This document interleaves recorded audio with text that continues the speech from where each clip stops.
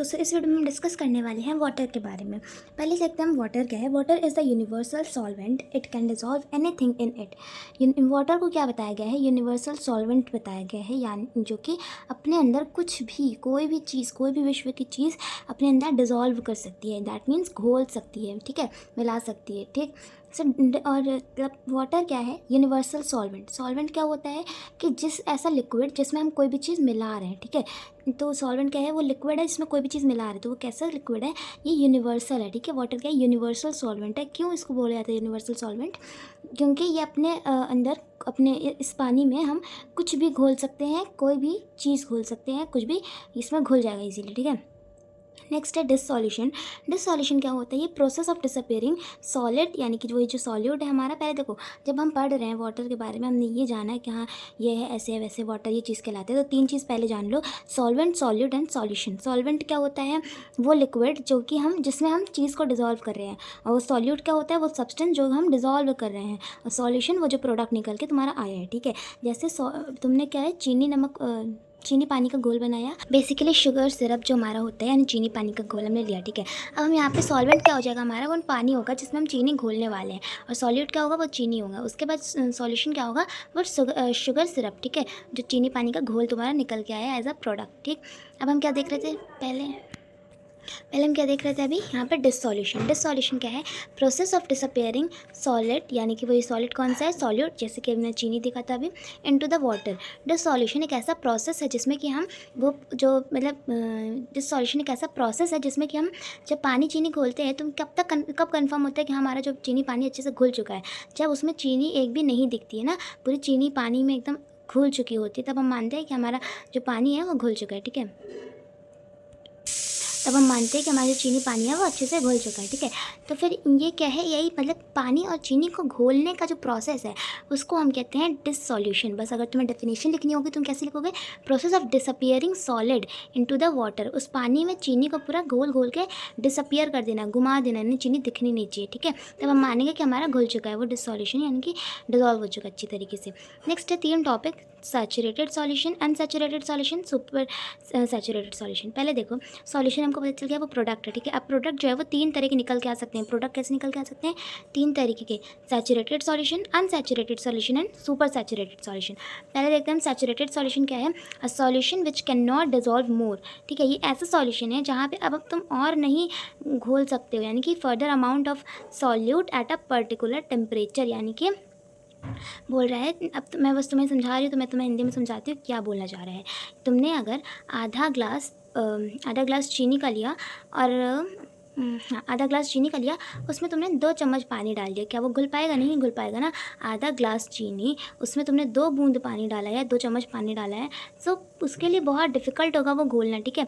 और अभी टेम्परेचर का अगर नहीं भी तुम बात करोगे तो वो क्या कहलाएगा? सैचुरेटेड सॉल्यूशन, क्योंकि उसको जो है वो अब और नहीं घुल सकता, वो घुल ही नहीं सकता, ऐसा वाला सीन हो गया उसके साथ, ठीक है। क्यों नहीं घुल सकता? क्योंकि उसमें जो पानी का अमाउंट है, सॉल्वेंट जो है वो कम है, उसकी क्वान्टिटी, ठीक है। या तो तुम ये देख लो कि अभी तुमने हाँ, अगर तुम अंटार्कटिका पूरा ले रहे हो, ठीक है, वहाँ की बर्फ़ तुम केवल 30 डिग्री सेल्सियस में पिघलाना चाह रहे हो, क्या वो पिघल पाएगा? नहीं पिघल पाएगा ना। तो वो सैचुरेटेड सॉल्यूशन होगा एट अ पर्टिकुलर टेम्परेचर। वो इस पर्टिकुलर दिए हुए टेम्परेचर, अगर वहाँ का तुम टेम्परेचर बढ़ाओ तो हो सकता है वो पिघल जाए, मगर तुम्हें उसका टेम्परेचर बढ़ाना पड़ेगा तब वो पिघलेगा। अगर तुम उसका टेम्परेचर नहीं बढ़ा रहे हो तो वो नहीं पिघलेगा। तो यहाँ पे ये जो है वो मिक्स क्यों नहीं हो रहा है, एक हमें परफेक्ट सॉल्यूशन क्यों नहीं मिल रहा है? बिकॉज ऑफ लाइक कुछ उल्टा सीधा इन टेम्परेचर, यानी टेम्परेचर के कम होने की वजह से, ज़्यादा होने की वजह से जो है हमारा सॉल्यूशन घुल नहीं पा रहा है। तो इतनी सी डेफिनेशन इसकी होती है, a solution which can not dissolve more at further amount of solute, ठीक है। मतलब कि एक लिमिटेड अमाउंट का तुम्हारा सॉल्यूट दिया है, सॉल्यूट क्या था? तुम्हारा चीनी था, और तुम उस चीनी को एक पर्टिकुलर अमाउंट ऑफ टेम्परेचर पे पिघला रहे थे, ठीक है। नेक्स्ट हमारा अनसैचुरेटेड सॉल्यूशन। देखो, सैचुरेटेड के जस्ट अपोजिट है अनसैचुरेटेड, नाम से ही समझ में आ रहा होगा ना। A solution which can dissolve, अब यहाँ पे क्या है, ये डिजॉल्व हो सकता है, ठीक है। जैसे कि अगर यही चीज़ मैंने कहा कि मैं एक बर्फ़ लिया, मैंने उसको 100 डिग्री सेल्सियस पे चढ़ा दिया एक बर्तन में, ठीक, और उस पर मैं 100 डिग्री सेल्सियस का टेम्परेचर उस पर प्रोवाइड करवा रही हूँ उस बर्फ़ पे, तो कॉमन सी बात है कि वो पिघल जाएगा ना। तो वो पिघल रहा है, तो वो क्यों पिघल रहा है? क्योंकि उसके वो एक मतलब अब वो अनसैचुरेटेड सॉल्यूशन पहले तो बना रहा है, क्यों? क्योंकि उसके पास एक ठीक अमाउंट ऑफ टेम्परेचर दिया गया है, ठीक। नेक्स्ट तुम्हारा super saturated solution. Super saturated solution क्या होता है ना, यहाँ पे ये पहले तो सैचुरेटेड के उसमें रहता है, मगर हम इसको अनसैचुरेटेड कब बना लेते हैं। इसमें देखो दिक्कत क्या हो रही थी यहाँ पे, अगर तुम इस वाले में टेम्परेचर बढ़ा देते वहाँ ग्लेशियर टाइम अंटार्कटिका में, तो फिर अंटार्कटिका पिघल सकता था ना, मगर तुमने बढ़ाया नहीं, तुम्हारी गलती थी टेम्परेचर ना बढ़ाने में।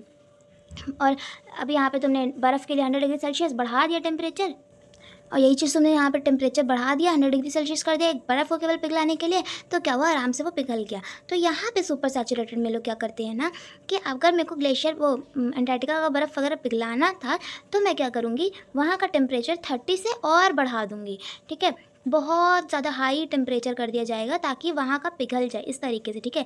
और अगर मान लो तुमको दिया हुआ था कि हाँ 100 ग्राम चीनी को तुम्हें 30 डिग्री सेल्सियस पे पिघलाना है, तो वो पहले नहीं पिघल रहा था, तो वो क्या बना रहा था, सैचुरेटेड सॉल्यूशन बना रहा था।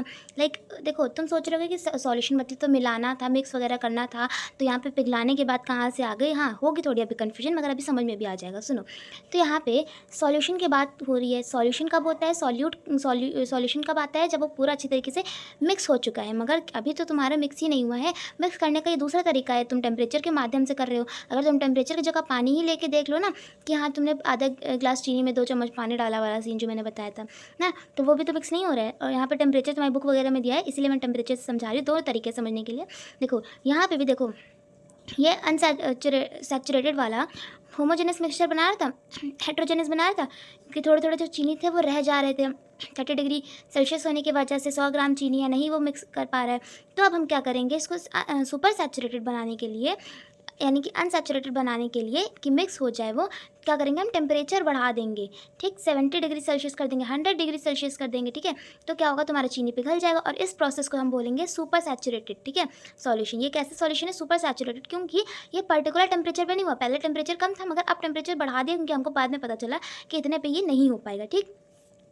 नेक्स्ट हम आते हैं solubility of a substance. Solubility of a substance क्या है, maximum amount of solute which dissolves 100 gram of water at a given temperature to form saturated solution at given temperature. देखो बहुत ईजी है सॉल्युबिलिटी, यानी कि किसी भी सब्सटेंस की एबिलिटी कि वो कितना मिक्स कर सकता है अपने आप में, ठीक है।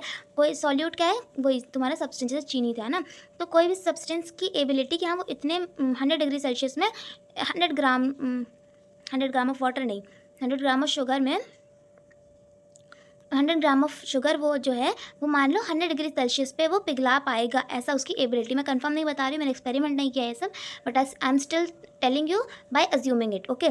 सो कैसे पता चला हमने क्या है हुआ सॉल्युबिलिटी, कोई भी जो सब्सटेंस है वो कितने टेम्परेचर पे पिघलेगा, वो क्या है उसका एक पर्टिकुलर टेम्परेचर है सबके लिए, है ना। होता है ना कि बर्फ़ का हमारा जो है वो मेल्टिंग पॉइंट होता है 100 डिग्री सेल्सियस, वो पिघलेगा 100 डिग्री सेल्सियस पे ही, तो उस बर्फ़ की क्या हो गई, सॉल्युबिलिटी हो गई, ठीक है। नेक्स्ट हम आते हैं वाटर एज यूनिवर्सल सॉल्वेंट। अब पहला क्वेश्चन आता है, वाटर को यूनिवर्सल सॉल्वेंट क्यों बोला जाता है। तो हमारे टीचर्स बस बता देते हैं कि अरे वो सब कुछ घोल पाता है, मगर थोड़ा डिटेल में अब जानते हैं। वाटर सब कुछ तो घोल पाता है, मगर क्या, वाटर तीनों मैटर, स्टेट्स ऑफ मैटर को घोल पाता है, सॉलिड, लिक्विड एंड गैस को, ठीक है। भले ही वो बहुत टाइम ले या तो वो चुटकियों का टाइम ले, भले वो सालों ले या तो सेकेंड ले, मिनट ले, ठीक है। For water it doesn't matter that it is taking time to dissolve. देखो पानी के लिए ये मैटर नहीं करता कि हाँ वो कितना ज़्यादा टाइम ले रहा है घोलने के लिए, हमने ये चीज़ सोच के नहीं कि हम कितना टाइम ले रहे हैं, ये सोच के किसी ने नहीं बनाया कि वाटर यूनिवर्सल सॉल्वेंट है, सबने ये ध्यान दिया बस कि हाँ वो बस घोल सकते हैं, तुम उसको टाइम दे के देखो, ऐसे वाला सीन, ठीक है। सो भले ही वो सेंचुरीज भी ले लेगा, ठीक है। So because of this property water को हम कहते हैं यूनिवर्सल सॉल्वेंट, ठीक है। नेक्स्ट है दो टॉपिक हमारे, soluble substance and insoluble substance, most easy topic. Those substance which can dissolve easily and rapidly. Soluble substance वो होते हैं जो इजीली डिजॉल्व हो जाते हैं, जल्दी से डिजॉल्व हो जाते हैं। जैसे देख लो तुम पानी में नमक तुम मिक्स करते हो तो जल्दी से हो जाता है ना, चीनी भी है जल्दी से हो जाती है, डिजॉल्व इजीली हो जाती है। मगर यही जगह तुम सैंड डिजॉल्व करने का सोचोगे, रॉक डिजॉल्व करने का सोचोगे, so it will take time. Starting में तुमको लगेगा कि वो डिज़ोल्व नहीं हो पाएगा, मगर जैसे कि हमारी थ्योरी कहती है कि कुछ भी डिज़ोल्व हो सकता है, भले ही वो सेंचुरीज़ ले, तो वो सेंचुरीज़ लेगी तो तुम सेंचुरी तक का इंतजार करोगे, नहीं तुम तो इसको ये डिक्लेयर कर दोगे कि पानी में डिज़ोल्व नहीं होता है, ठीक। तो पानी में डिज़ोल्व नहीं होता है जो, वो कहलाते हैं इनसॉल्युबल सब्सटेंस, ठीक। नेक्स्ट हम देखते हैं importance of dissolve gases in water. देखो पानी में काफ़ी सारे गैसेस जो हैं वो मिक्सड होती हैं, डिजॉल्व होती हैं। हमारे सराउंडिंग में पानी रहता है तो, और एयर भी रहती है, तो एयर उसमें आ जाती है। तो क्या क्या है, सबसे पहले देखो O2 जो है वो जो एक्वेटिक एनिमल्स होते हैं जैसे कि वो फिशेस वगैरह हो गई, इन सब लोग को अंदर पानी की सांस लेना तो ज़रूरी है। वो तो पेड़ है नहीं कि हम आराम से क्या कहते हैं CO2 ले लेंगे, नहीं। वो क्या करते, उनको भी तो ऑक्सीजन ही चाहिए ना। तो ऑक्सीजन जो पानी में मिला होता है वो उनके रेस्पिरेशन के लिए काम आ जाता है, ब्रीदिंग के लिए काम आ जाता है। और तो और O2 क्या करता है, पानी के अंदर के जो जर्म्स होते हैं उनको भी मार देता है, ठीक है। नेक्स्ट तुम्हारा CO2 है। तो अब देखो भाई, उसमें एक्वेटिक प्लांट्स भी तो होते हैं पानी के अंदर ना, नदी वदी में एक्वेटिक प्लांट्स भी तो होते हैं, उनको अपना खाना चाहिए फोटोसिंथेसिस वाला। अब भले उनके पास सन नहीं जाती है, सनलाइट नहीं जाती है, तो उनकी कुछ प्रॉपर्टी होगी कि वो उसके बिना ही CO2 से अपना खाना बना लेते हैं, ठीक। Next salinity of water. Salinity क्या होता है कि when river discharge themselves into sea they bring dissolve salt which is left behind when the heat of sun evaporates the water of the sea. देखो, जब रिवर का जो पानी है वो सी में जाता है, ठीक है, तो वो क्या करता है, अपने साथ साथ रिवर के पानी का जो नमक है, जानते होगे, वो वहाँ पे मतलब छोड़ते हुए जाता है। मतलब देखो, वो लेके जाता है। उसके बाद जब वहाँ हीट पड़ती है ना, जब सन से हीट पड़ रही है तुम्हारे पानी पे, तो पानी वो इवेपोरेट होकर क्लाउड बना रहा है, और जो नीचे नीचे है वो क्या बच जा रहा है, तुम्हारा नमक बच जा रहा है, ठीक है। तो वही पानी के नमकीन वाले उसको बताता है कि पानी का जो नमक है वो कैसे आ रहा है। जब रिवर से जो पानी छुटता है वो सी में आता है ना, तो वो कैसा है, नमकीन पानी होता है, ठीक है। तो वो सी में भी जब आता है तो पानी में थोड़ा नमक प्रेजेंट होता है, ठीक है। वो नमक कहाँ से तुमको देखने के लिए मिलता है, जब सी जो है उस पानी को इवेपोरेट कर देता है, क्लाउड बना देता है, फिर वो नमक आ जाता है, ठीक है। नमक फिर अलग कर लिया जाता है, फिर वो जो बादल है वो फिर से अपने आप को बारिश में कर देते हैं। नेक्स्ट 3 टॉपिक है सॉल्यूशन, सस्पेंशन एंड कोलाइड। ये 3 चीज़ है, इनके बीच में हम डिफ्रेंशिएशन देखेंगे अभी, कैसे ये लोग अलग अलग होते हैं, इनके साइज़ के हिसाब से हम देखते हैं। सबसे पहले सॉल्यूशन इन क्या होता है, जहाँ पे पार्टिकल्स जो होते हैं वो अच्छी तरीके से ब्रेक डाउन होते हैं और पूरा सॉल्यूट हो जाते हैं, मतलब कि मिक्स हो जाते हैं अच्छे तरीके से। वो इतने ज़्यादा मिक्स हो चुके होते हैं कि उनको एक बहुत पावरफुल माइक्रोस्कोप से भी नहीं देखा जा सकता है, ठीक है। और वो कितने बड़े होंगे, 10⁻⁻⁷ सेंटीमीटर और उससे भी कम हो सकते हैं, ठीक है। नेक्स्ट तुम्हारा सस्पेंशन। सस्पेंशन क्या है, ये एक हेट्रोजेनियस मिक्सचर होता है जहाँ पे वो मिक्स नहीं हो पाया, ठीक है। इतना समझ लो कि सॉल्यूशन का जस्ट अपोजिट होता है सस्पेंशन, कि वो हेट्रोजेनियस मिक्सचर है, यानी कि मिक्स हो नहीं पाया है। और फिर इसका नेक्स्ट प्रॉपर्टी वही होगा कि ये माइक्रोस्कोप से भी देखा जा सकता है और इतना बड़ा इसका डायमीटर होता है। उसके बाद आते हैं हमारे कोलाइड पे। कोलाइड इन दोनों का मिक्सचर, मतलब इन दोनों की प्रॉपर्टीज़ कंटेन करते हैं, ठीक है। सो हेट्रोजेनियस सॉल्यूशन होता है ये, जहाँ पे साइज़ इसका ये होता है और कभी कभार ये भी हो सकता है। देखो, इसका भी साइज़ है, इसका भी साइज़ कोलाइड वाले में प्रेजेंट है, ठीक है। Which not even dissolve. देखो ना, ये इन दोनों के बीच का पार्ट होता है, ना ही तो बहुत ज़्यादा डिजॉल्व है, ना ही तो बहुत ज़्यादा बचा हुआ है डिजॉल्व होने के लिए, ठीक है। इनको हम मतलब कि ये नीचे पानी में बस सेटल डाउन होते हैं, ठीक है। हम अच्छे से देखते हैं solution, suspension and colloid. Solution particles के बारे में अगर हम देखें तो 10⁻⁷ सेंटीमीटर से या तो उससे भी कम हो सकती है, सस्पेंशन में इतनी या तो इससे ज़्यादा हो सकती है, और कोलाइड में इन दोनों के बीच में आती है, ठीक है। फिर विजिबिलिटी ऑफ पार्टिकल्स। पार्टिकल्स ये इंपॉर्टेंट है, आप चाहे तो लिख भी सकते हैं। देखो, विजिबिलिटी ऑफ पार्टिकल्स, पार्टिकल्स कैसे दिख सकते हैं, देखो सॉल्यूशन जो है वो माइक्रोस्कोप से भी नहीं देखे जा सकते, तुमको पता ही है, ठीक है। और सस्पेंशन जो है वो हमारे आँखों से ही दिख जाते हैं, ठीक है। उसके बाद कोलाइड जो होता है वो आँख से तो नहीं दिखेंगे, इन दोनों के बीच का है ना, तो फिर वो माइक्रोस्कोप से तो भले तुमको दिख ही जाएंगे, ठीक है। मिड वाला है। फिर सेपरेशन जो है वो तुम इवेपोरेशन और क्रिस्टलाइजेशन मेथड से कर सकते हो, मैंने पढ़ा चुका है बाकी वीडियोस में। और जो सस्पेंशन है, क्योंकि तुम्हें आंखों से ही दिख रहा है, तो फिल्ट्रेशन से कर सकते हो। जैसे कि चाय पत्ती है, तुम छानते हो, चाय तुम्हें चाय पत्ती जो है चाय के अंदर तुमको तो अपने आंखों से दिख ही जाती है ना। उसके बाद कोलाइड वाले में क्या है, इनके बीच का है, तो नहीं तो ज़्यादा अच्छे तरीके से वो है, नहीं तो बहुत वो है। तो फिल्टर पेपर आता है, उससे हम छानते हैं, ठीक है।